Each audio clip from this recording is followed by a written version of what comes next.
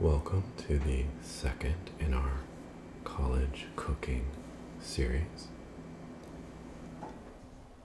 We'll be looking at a couple recipes in this video. A buffalo chicken lasagna and pasta alla Gricia. And I am not a professionally trained chef. These are just ASMR versions of me making recipes. Those of you who have been watching know that, but if you're new. And with the college cooking series, the intent is to maybe provide someone who's starting out, doesn't have a lot of gear, maybe hasn't developed a lot of skills yet, some manageable recipes that can be done without a ton of specialized equipment or crazy ingredients. Something that you can make a really nice meal out of without too much trouble. And it's not meant to be the cheapest type of college cooking, like how to get by with a very tight budget. This is more when you're sick of dorm food or ramen and want to do something that can be nice and in some cases good for you. This buffalo chicken lasagna is pretty indulgent. But anyway, like I said, it's really about how to make something that's nice without too much effort. So that's what I mean with college cooking. With that, let's get started with our buffalo chicken lasagna. Of course, if we're saying buffalo chicken and lasagna, we've obviously left traditional Italian food far behind us. I don't get too semantic about these things, but if you want to just think of it as a, baked buffalo chicken pasta dish, that's fine too. And it's really fairly simple to put together. So let's go ahead and get started. First things first, I have a 9 by 13 pan here. I'm just going to put a wee tiny bit of oil in here.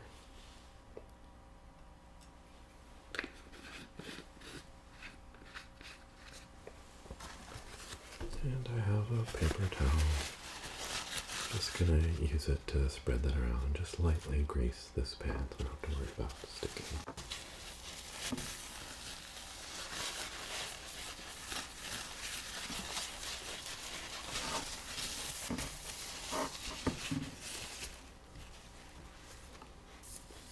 I think I could use just a wee bit larger dab. Don't need a lot. Paper towel soaks up some.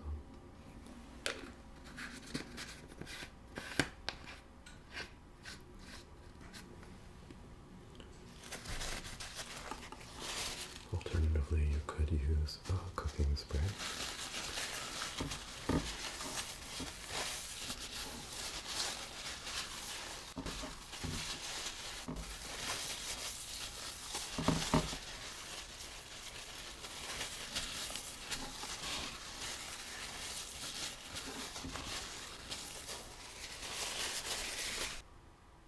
Not a big fan of cooking spray. Try to use what's on hand, simple, unprocessed things. I'm going to cheat a little bit with this recipe. Got some ranch dressing mix, for instance. But in general, try to work with unprocessed foods.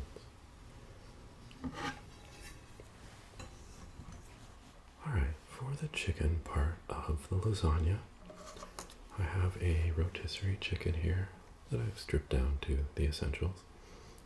I'm going to use the breast meat here. Roughly 2 cups is what we're going for. I'm not going to use the skin, so we'll take that off of there. Just using a knife to just get this off. You can, of course, rip it apart with your bare hands if you like.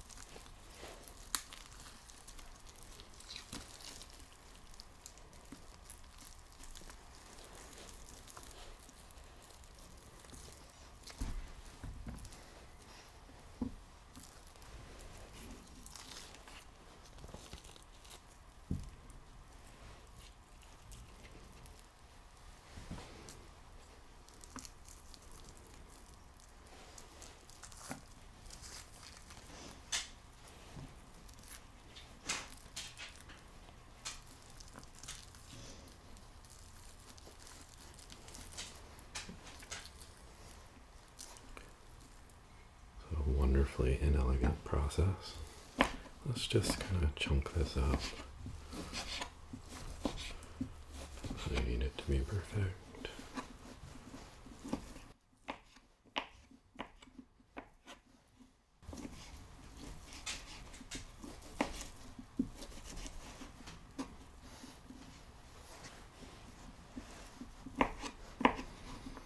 I'm going to add it to my bowl here.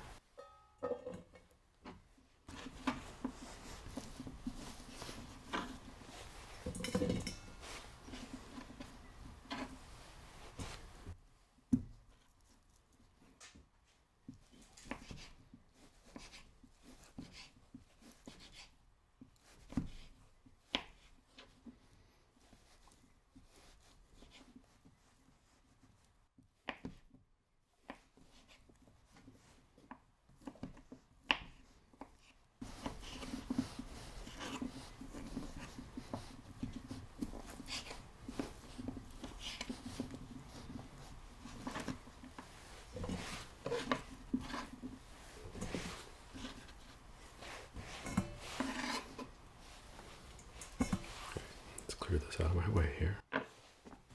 Okay, so we have our chicken in there. We're going to add a packet of ranch dressing seasoning.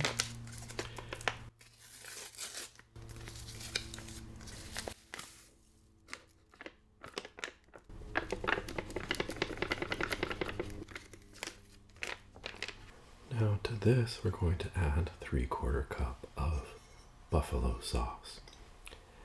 Now, the easy way to do this is just buy some pre-made buffalo sauce. Then you don't really have to worry about doing much of anything at all here. But buffalo sauce is really easy to make, so I figure I might as well show you how to do it. It's an amazing party trick, guaranteed to make everyone want to go home with you. So let's go ahead and make that up now. Alright, for the recipe we need 3/4 cup. So I am going to add 3/4 cup. I'm using Frank's hot sauce. You want a cayenne based sauce.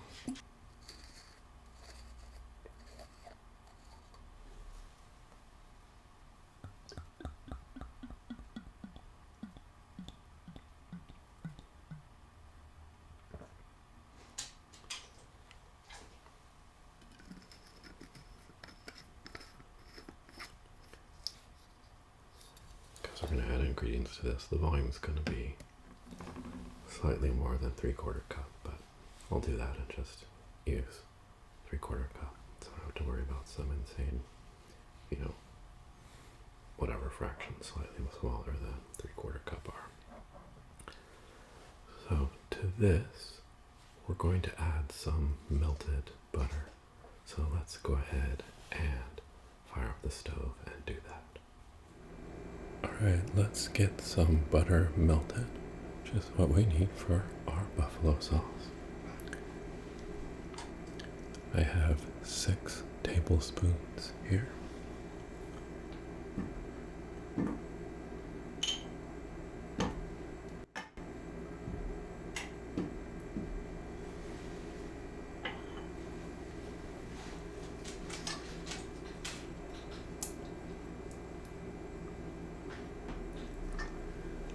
This is a very simple step.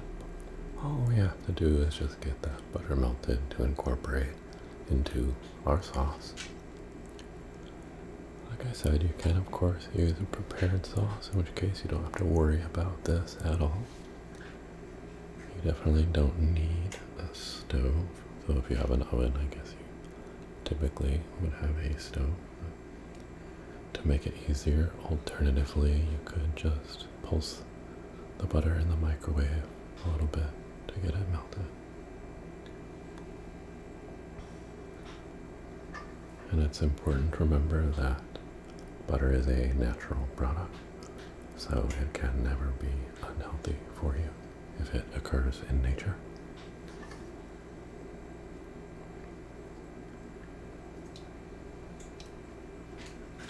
figure if you're in college, you can fact check me on this stuff.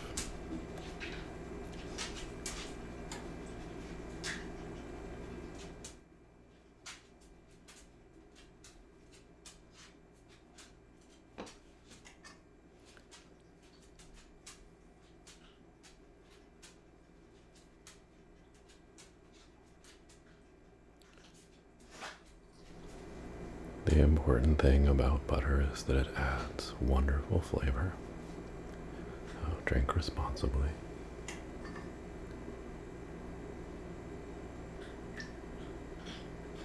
Just about there.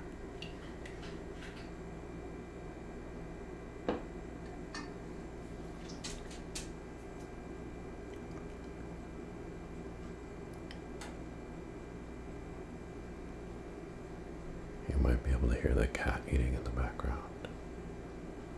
It's nice crunchy ASMR sounds.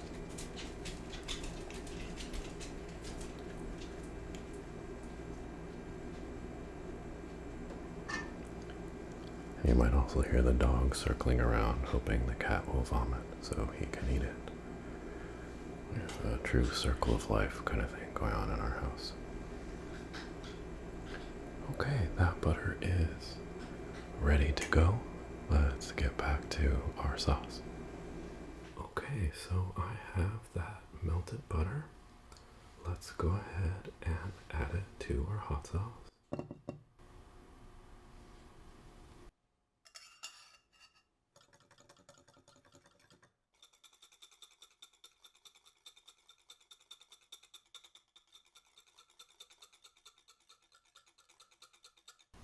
Ladies and gentlemen, that is all there is to it. Now, some people add a little garlic. I don't know how traditional that is. People from Buffalo, you should chime in. But I think you want to go pretty pure here. The other thing is you can add a little bit of honey.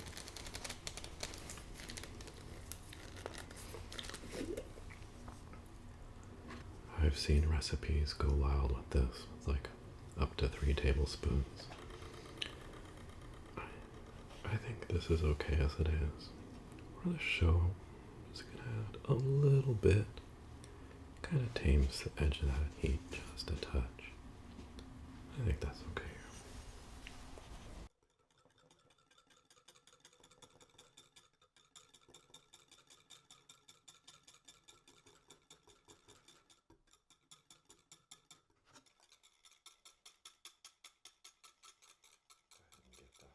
Let's get it in our bowl here. All right, we'll just mix it all together here.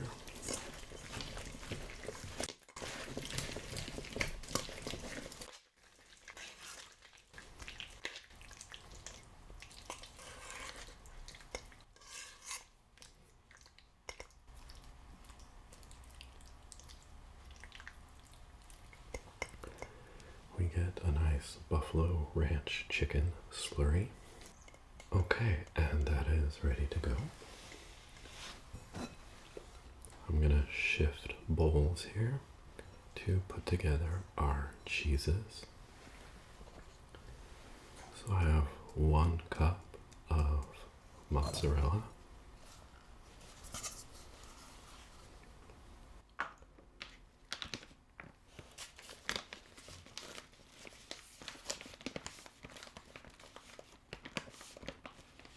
They had Tillamook on sale, which is the good stuff.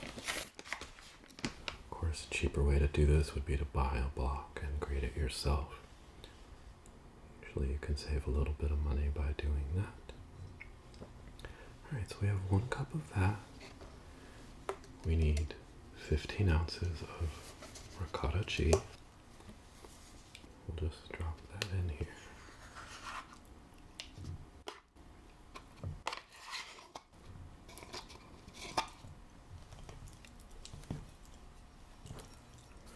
Gotta work this a little bit.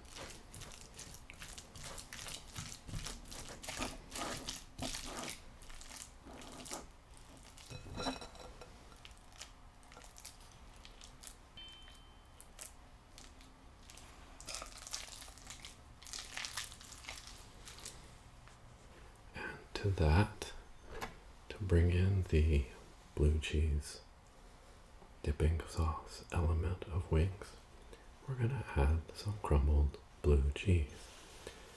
And it is mandatory you keep it in a bowl the same color of the cheese. So let's go ahead and add, we have 3 ounces here.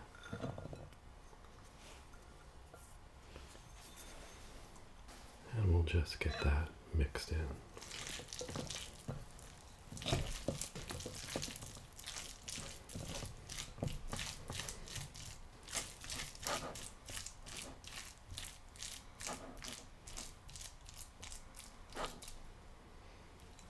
Alright, and that is our cheese mixture, and we are basically ready to go here.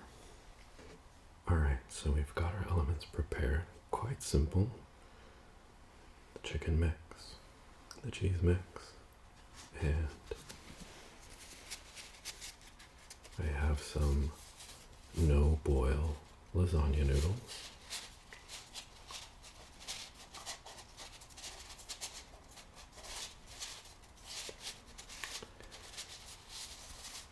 I'm old-fashioned and I prefer the boil kind, but this does make the recipe very simple. So to start, I'm going to spread half of our chicken mixture into our dish.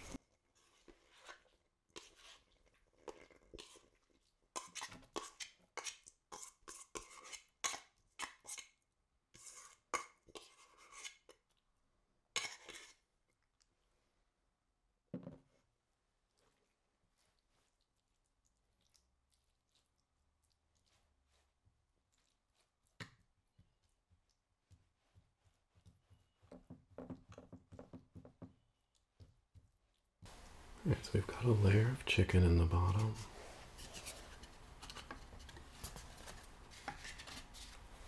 Going to lay down for these noodles, and I've got a gap in the middle. I'm going to go ahead and split one of these and use the pieces to fill the gap.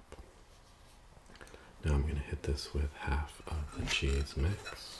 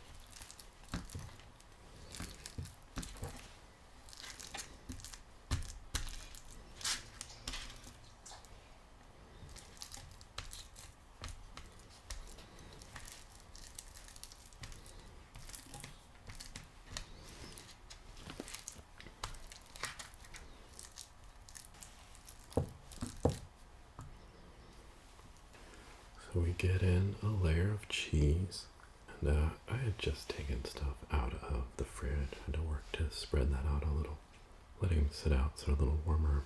Things will flow a little easier. Okay, and let's get the rest of the chicken on.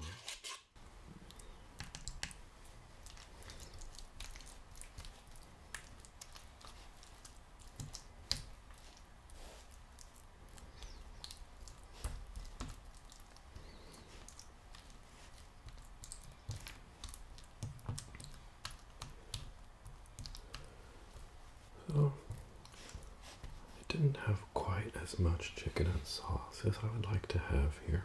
I think it was a smaller chicken and a little bit thicker sauce that I made. So, not quite as copious as you might hope for, but it's still going to be delicious. Sometimes you just have different ingredient volumes and playing it a little bit by eye there on the chicken. That is all good. So let's get noodles on.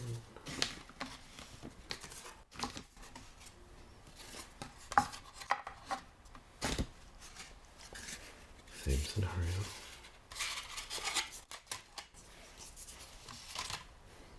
And hit it with the last of our cheese.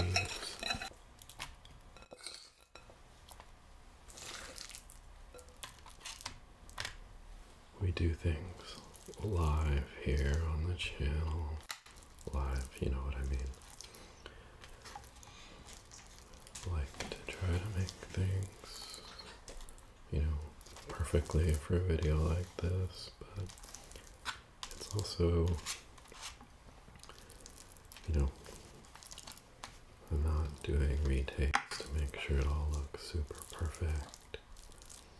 It's kind of the real experience of how I'd be making this, so we just kind of roll with the things that happen. No big deal.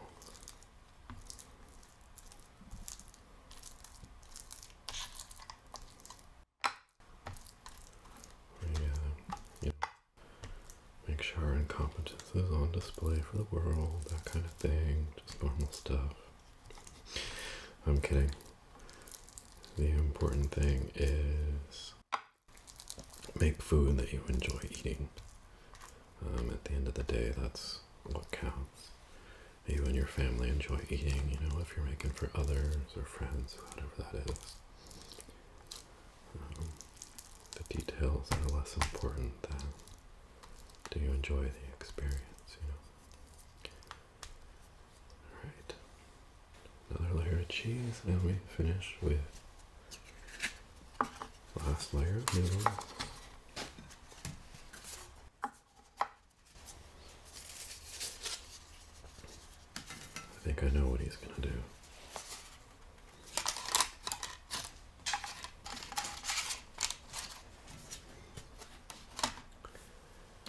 And then this, now we've got our final layer of noodles on. We're gonna need some more cheese.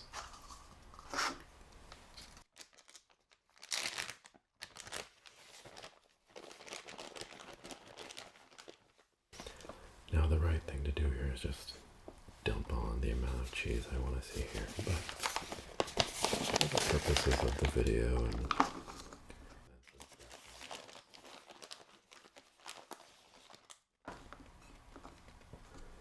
the recipe calls for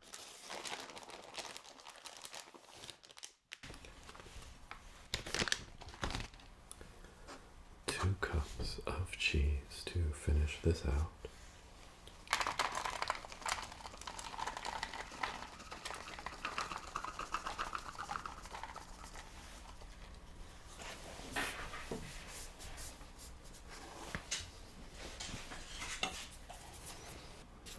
This is why we have a backup cheese.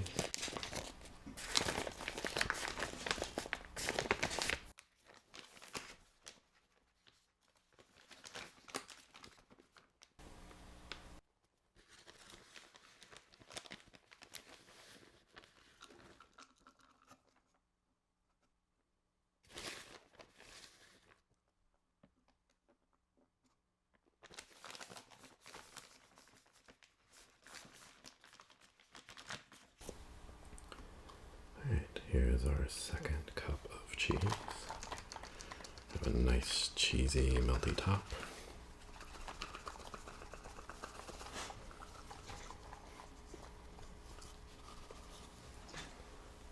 Excellent. Okay, so I've had the oven preheating at 350 degrees Fahrenheit, which is approximately 4 degrees Celsius. And I'm gonna put this in for about 30 minutes. So let's go ahead and do that now. Alright, I was struck with a pang of conscience about making that lasagna involving 0 vegetables. And I had some broccoli, so I thought I'd make something super easy, very delicious, great to snack on. Um, I mean, I should probably be realistic in a college cooking video. I mean, are you really eating vegetables? If I ate a vegetable while I was in college, I have no memory of doing so, and if I had, I would not be at liberty to disclose any details. But all we're gonna do is roast some broccoli. Got a baking dish here. This kind of glass Pyrex works great. You could throw it on a sheet pan, metal 9x13 pan, whatever you got. It doesn't really matter. We talked about this in the first video. Roasting, super easy to do, not equipment sensitive. Just crank the oven up to about 425 and put it in maybe half hour. Keep an eye on it. Let's just get these florets off of here. Just kind of chop them up into rough chunks, doesn't matter too much.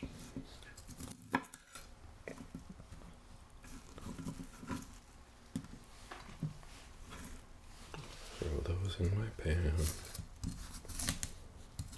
Break up the head here.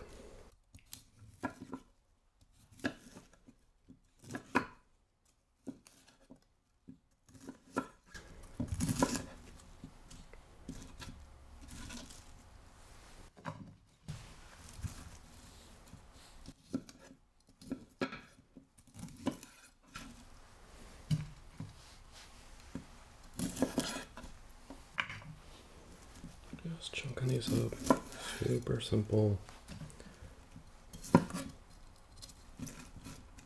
Get that flat edge. I'm being a little wild here. Still want to be careful with the knife.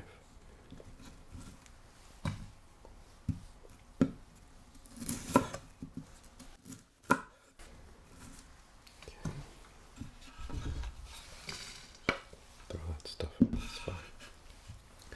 And then we have the stem here. Let's take off the end, which can be tough.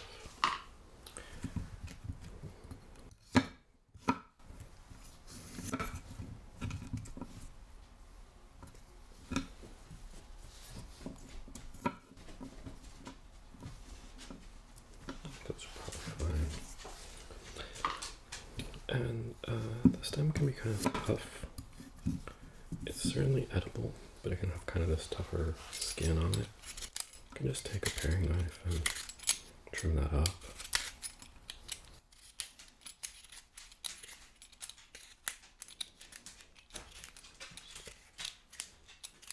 Get to the tender bits. That's all there is to it. Definitely use your board to help you for some of this if you need.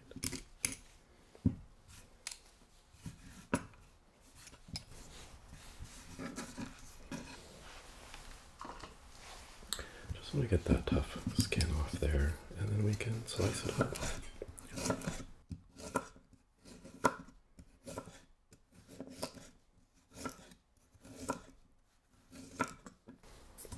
And we can roast these along with the florets.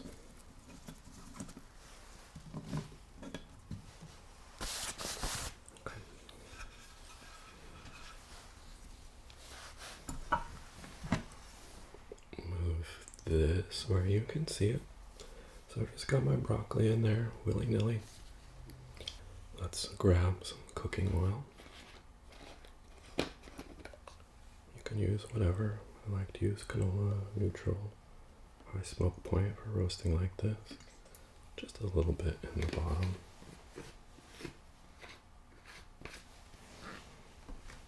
And then just kind of want to get broccoli mixed around so they just get a light touch of that oil.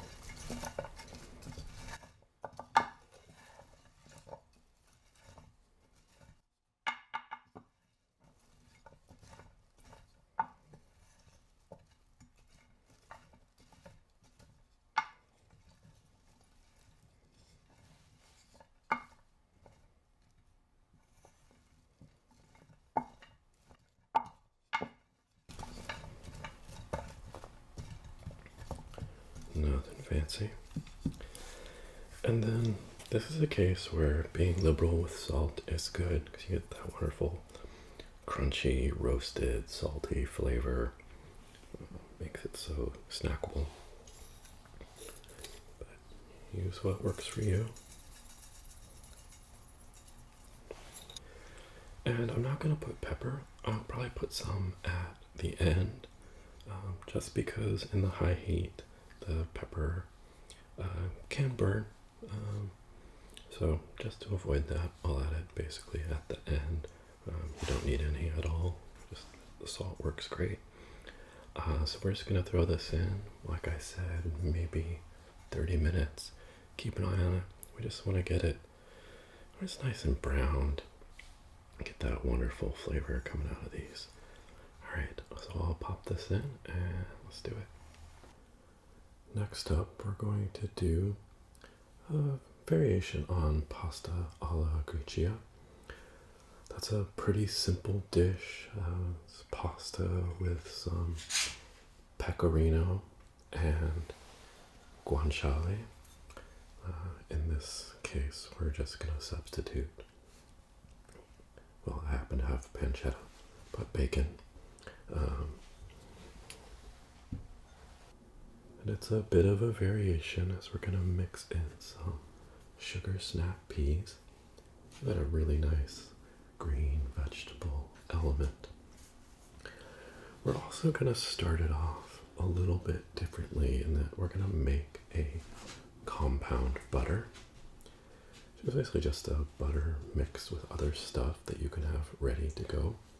You wouldn't have to make that to do this dish, but if you have it made, it actually makes this pretty easy. And you can just have it on hand. So we'll take a look at that.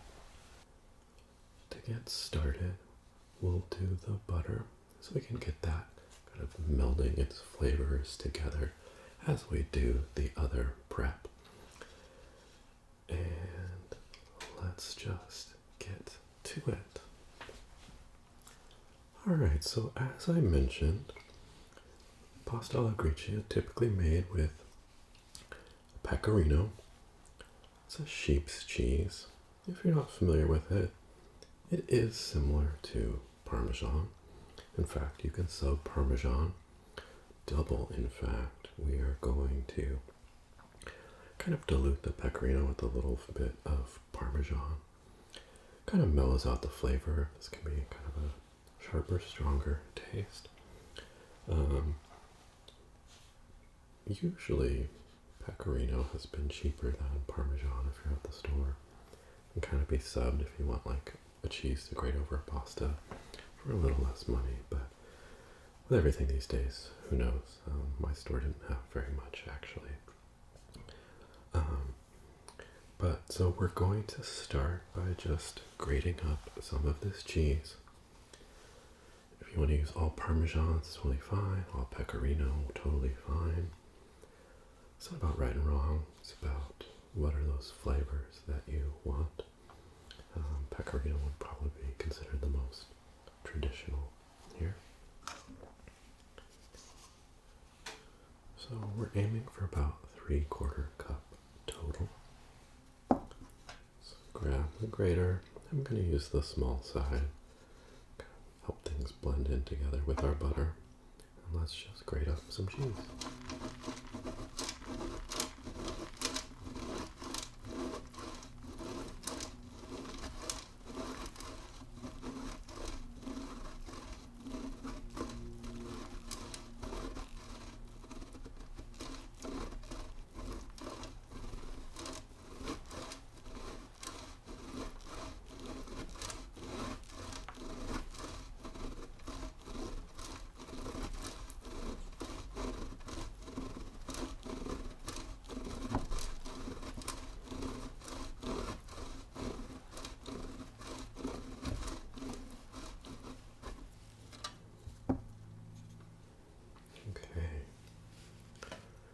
Cheese. Cheese is amazing.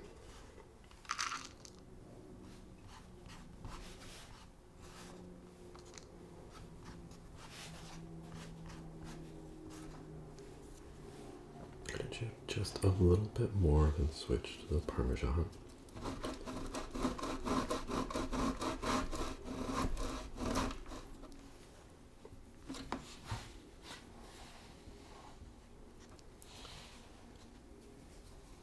Go half and half here. That's what the recipe calls for.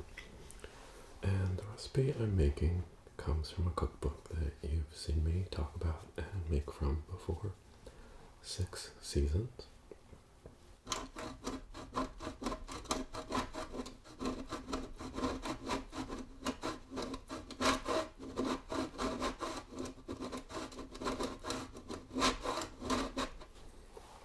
He's really good with these kind of recipes that kind of riffs on classics, but pretty easy to put together. And I find they come out really, really good.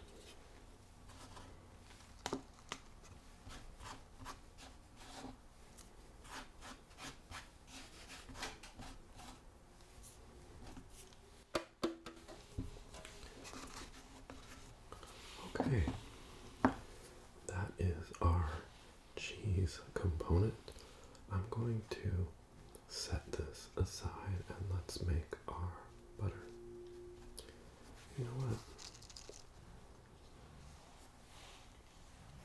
I'm gonna do just a bit more.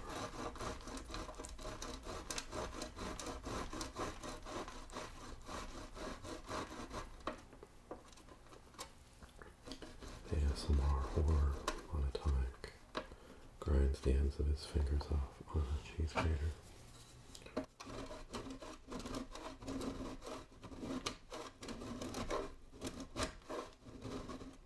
Hopefully not.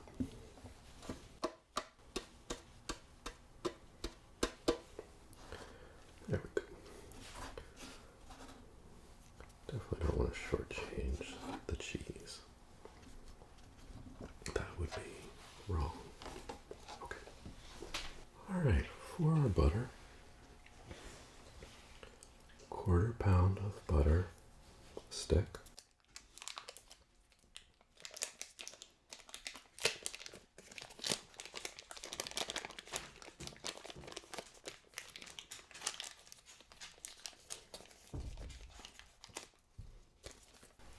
I've been softening this at room temperature to make it easy to mix. And all we're going to do is add our cheese.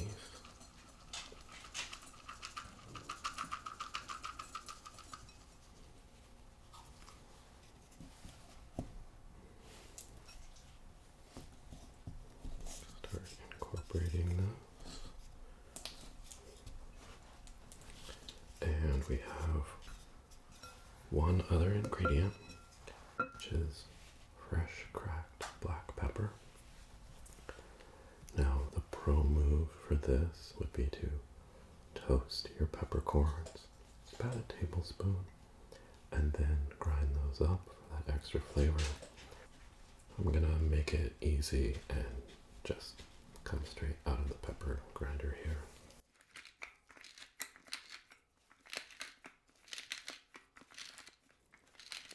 I want a good amount of black pepper.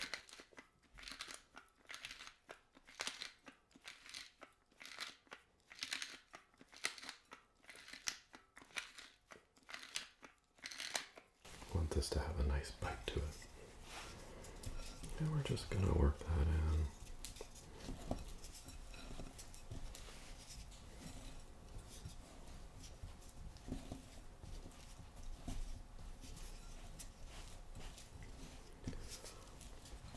So this is a compound butter. You can make them with all sorts of things, different herbs.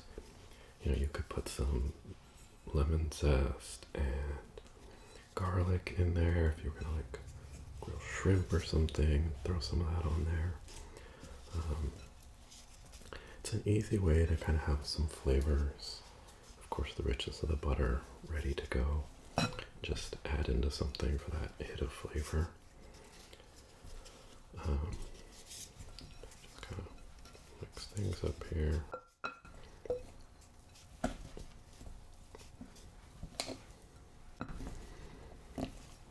So basically this just gives us a way to He calls it cacio e pepe butter, to be able to easily make cacio e pepe. It's just basically cheese and pepper pasta. Cacio is actually a specific kind of cheese, but similar to pecorino. If I have my facts straight.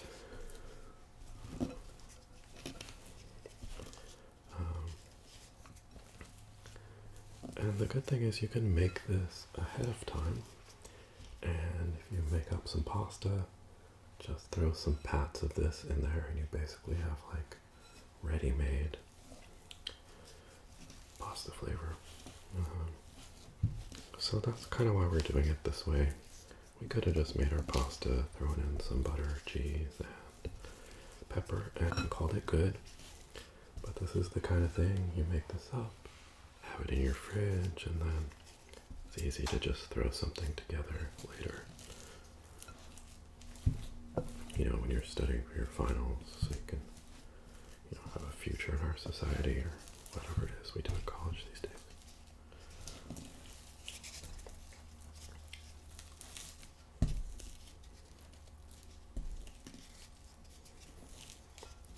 Okay, I think we're pretty well mixed here.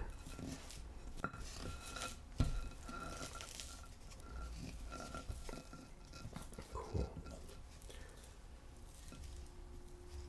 So I'm going to pop this into a container that I can then put in the fridge.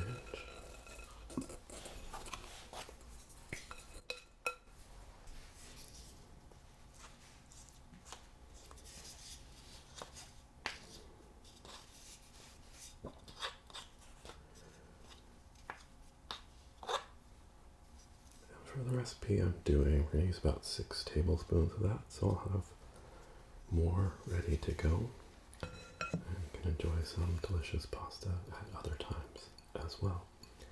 Okay, alright, so let's get our peas prepped. That is the next step to worry about.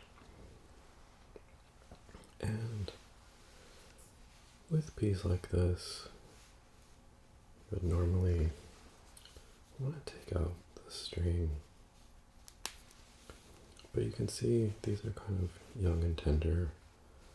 There isn't really a tough string, so we don't have to worry about it too much. Just kind of pop off these ones that are there.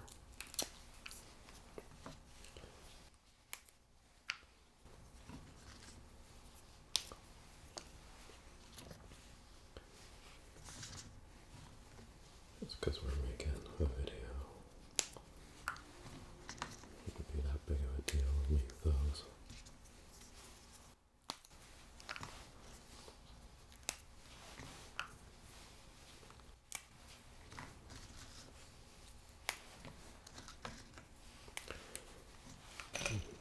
Now the recipe says a pound. I think that's way too many. I almost wonder if it's a misprint in the book.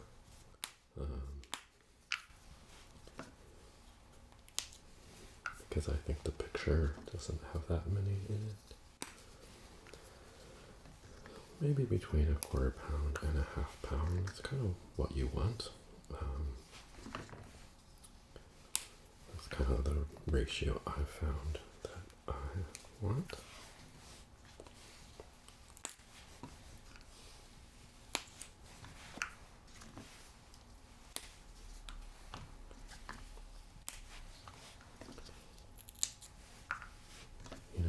When I started out, I was pretty fastidious about following recipes.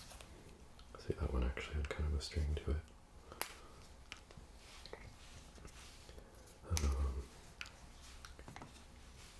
But even if you're following it exactly each time, like ingredients are different, they have different flavors. It's really never the same. So cooking, do by taste and smell. I've been working on improving that part of it. Still generally a recipe follows, of course, as we've talked about.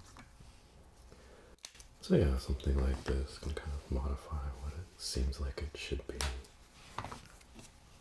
for what I want out of it. Alright, and then now we're going to slice these up, and what we're going to do is slice them very finely, basically kind of like shreds.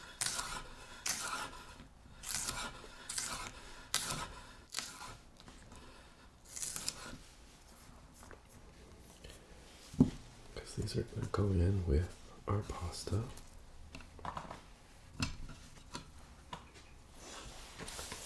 And in this case,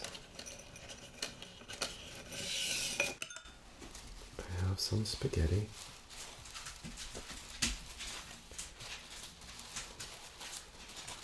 For something like this, it's definitely kind of run what you brung. If you've got the cheap stuff, use it. I was able to find some nicer stuff at a good price. Semolina flour, bronze cut, which I guess the intention is it gives it that rougher texture, which can kind of hold on to the sauce, which is what you want.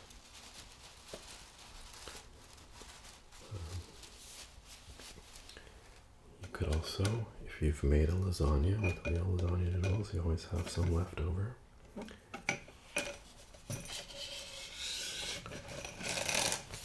You could break these up and cook them just like any other pasta and use those as your noodles.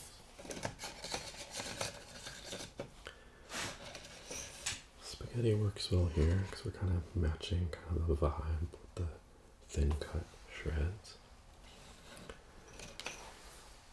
You know, get what you want and what you can afford. And trying to cook and make it a point of focus to cook with quality ingredients. Yes, those do cost more, and yes, that cost is a real thing right now. But food, you know, it's both a pleasure and an essential. So try to use the best things where possible to really savor that. And often that's the more nutritious option, avoiding kind of the more processed things. But we all have to be cost conscious, and particularly in a video like college cooking.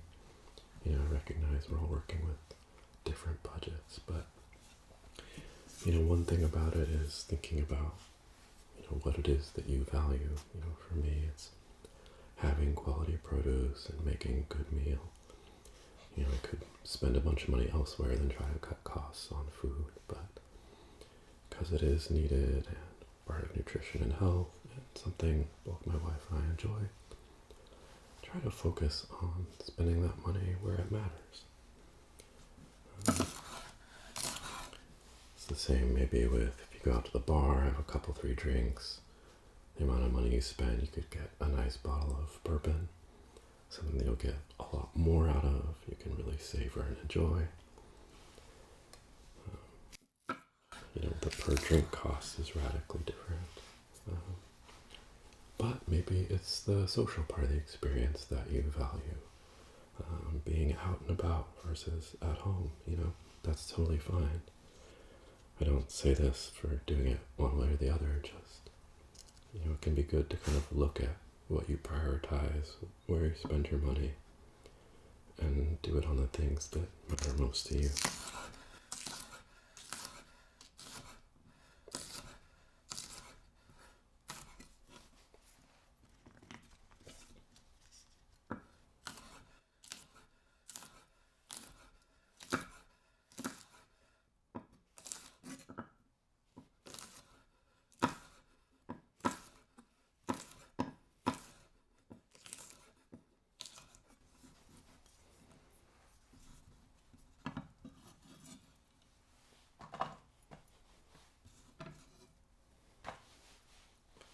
Just cutting these on the bias, because I'm biased, at an angle.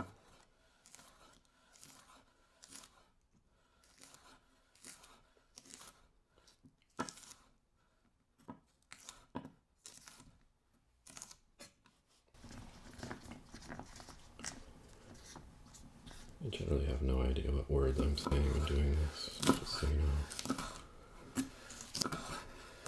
The mental task of cooking takes up a lot of brain power, and words just come out, so that's how we do it here.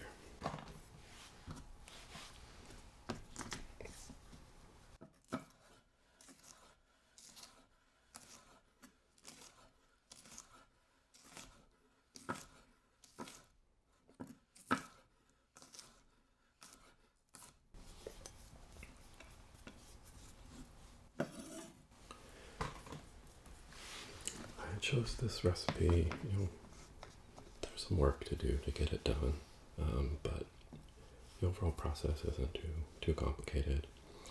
But it also is things that like people are likely to have in their fridge and pantry already, or are likely to have at times, like bacon, Parmesan cheese, sugar snap peas. People often pick those up, have them as a snack. Of course, you're getting them fresh and seasoned, and that's extraordinary. Nothing too exotic here. As I mentioned, of course, you can splurge, get, nice bacon, nice noodles, good produce, good cheese.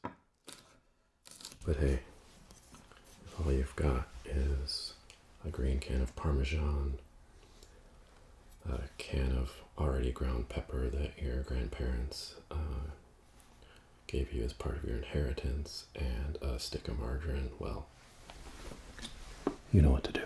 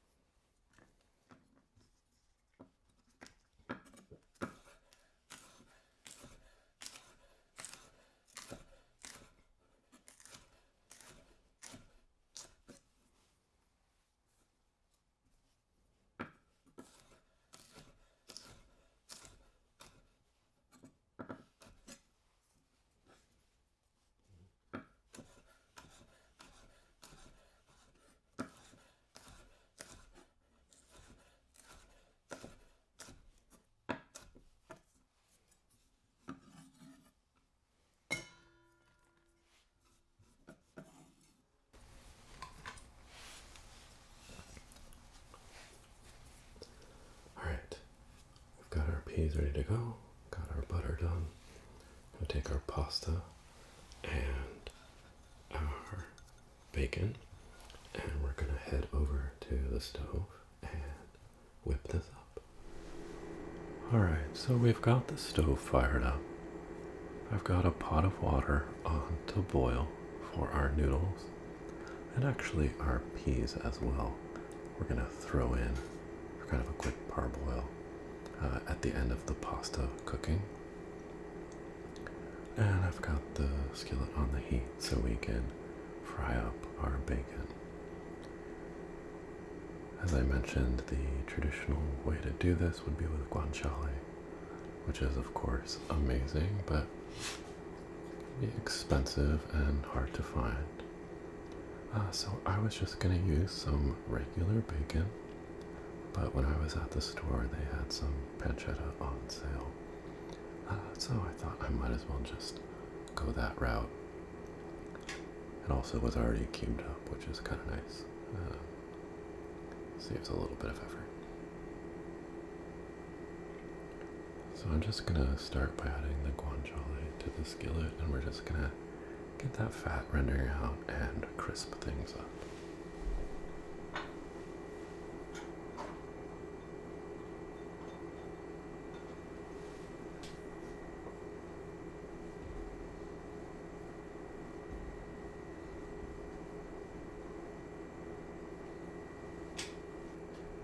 This could of course be done all in one pot if you want it.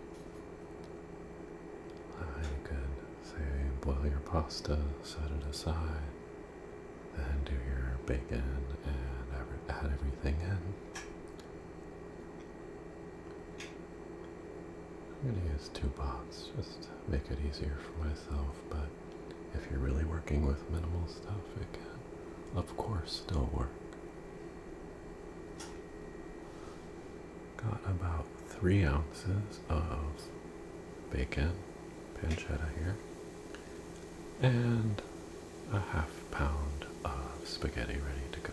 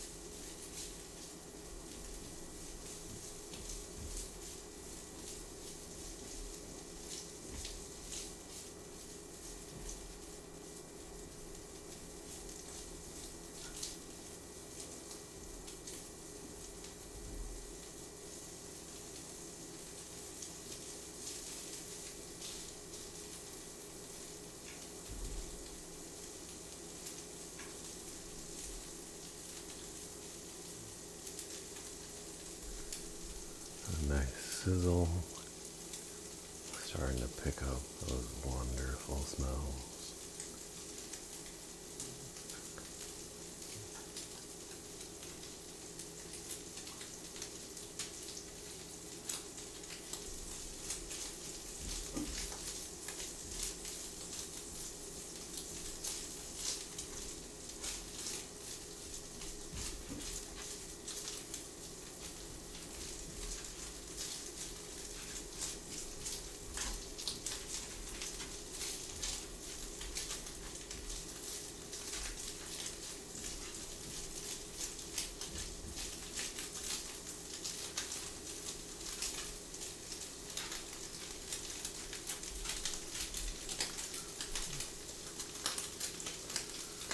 We'll see how much fat renders out of this.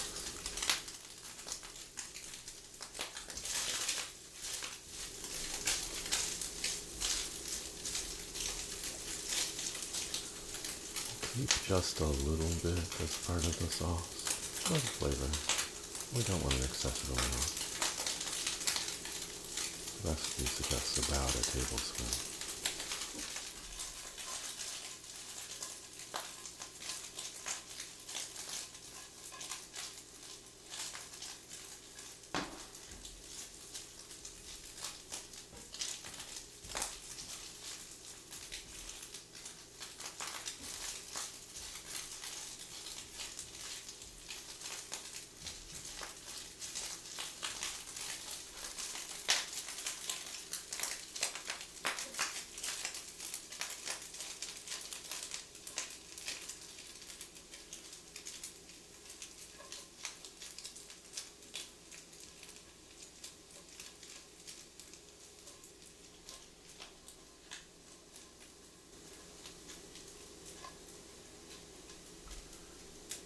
Pancetta is like popcorn.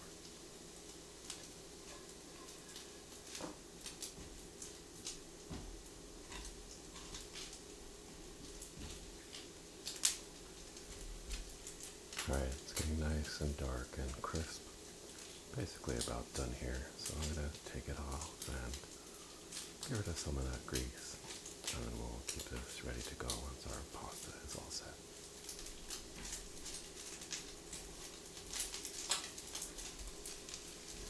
Well, folks, our water is aboil.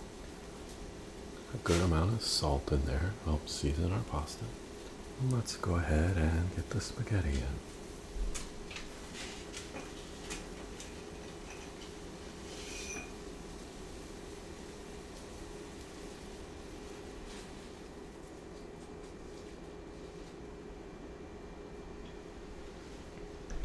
Oh man, it doesn't fit.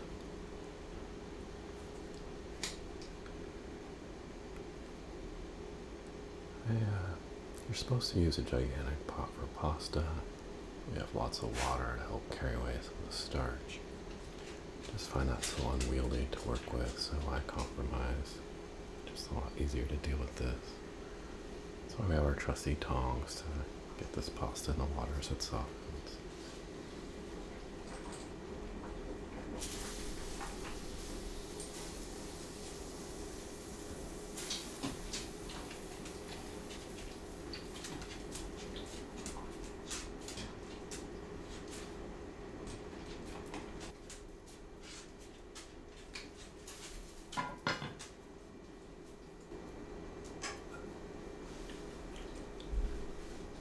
And per the package directions for this pasta, about 9 to 11 minutes. The goal is not to cook it all the way until it's limp. You still want to bite to it. Give yourself some texture in the bite. And particularly if you're finishing in sauce, we often just make sauce and throw it on top of cooked pasta, but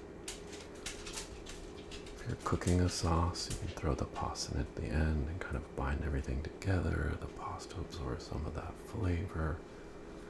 You can pull it before it's exactly done and it kind of finishes in that sauce. Here we're kind of doing things off heat, so it's not really quite like that. So we'll take this basically to where it has the right bite, and then we're just kind of getting that butter and cheese to melt into it at the end rather than cooking it in a sauce.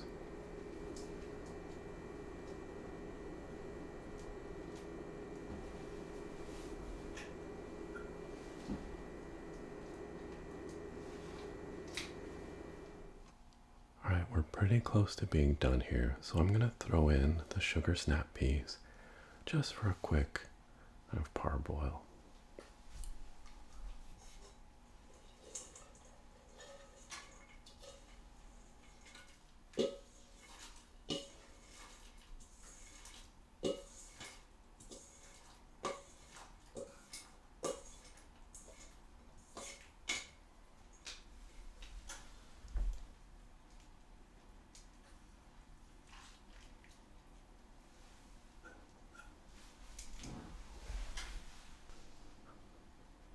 Okay, they really don't need much. Got my strainer, and we're gonna strain these off and we'll finish up the pasta. Alright, let's finish things up. Got our pancetta in the pan here. It didn't seem like there was that much fat in the pan, but it was 2, maybe 3 tablespoons, so got rid of most of that. Gonna drop our butter in here because we're gonna let the pasta melt that, which I have here.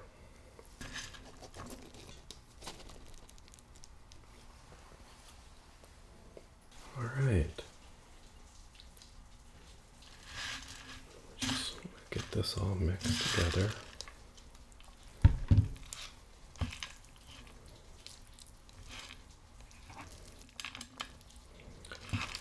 So cacio e pepe can be tricky because it can get kind of clumpy with the cheese being added to the pasta.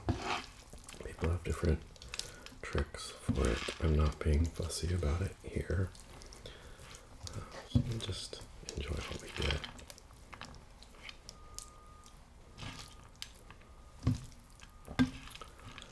But one thing we want to do is I've saved some of the pasta water.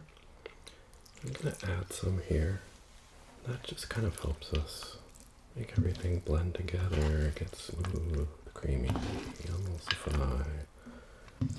It's good stuff. I didn't show you that step over at the stove, but take a measuring cup and just scoop out a portion of water, and that can be added to loosen up the sauce as needed. Oh, this is looking awesome. Yeah. It's kind of a non-homogeneity at work here. It doesn't always want to kind of fully mix, but handle that at serving time. Just a tiny bit more. Overall, things have turned out really nicely.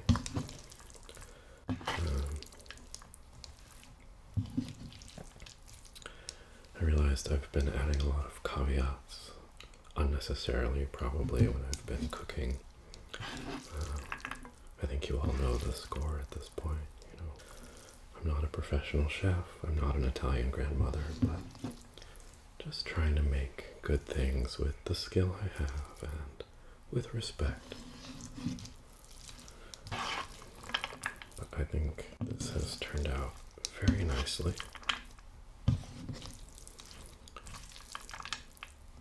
Everything looks kind of nicely smooth in terms of the sauce.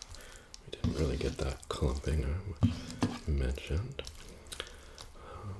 And actually, I probably could have gone with more peas here, but this is going to be awesome. So let's grab our bowl here. Get a load of pasta in there. So we get some of these peas and pancetta hanging out on the side here. Should we get a well-rounded portion here? Throwing stuff everywhere, which is fine. Alright, set that aside so we can get our dish front and center here. And I went ahead and grated some more Parmesan just to finish this off. So good. And that is our pasta alla Gricia riff with sugar snap peas. And that is done. See, we've got some nice browning on here. So delicious. I'm not gonna lie, off camera I totally inhaled that pasta alla Gricia. It was so far beyond the pale of any mukbang. What happened to that? So good. This broccoli also looks amazing. No fancy plating up here. This is something you just eat right out of the pan.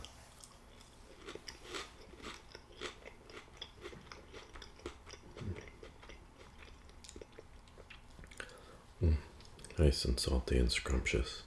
So good. Enjoy. Okay, and I've pulled our buffalo chicken lasagna out of the oven. I left it in one place. Kind of more brown on the side. I probably could have flipped it around in the oven to distribute some of that, but here we are. Smells delicious. And I'll see if I can crack this open and serve up a slice. I don't think I mentioned the source of this recipe. I think there's a lot of similar ones out there, as is the case with recipe websites, but the specific one I think was Tasting Table.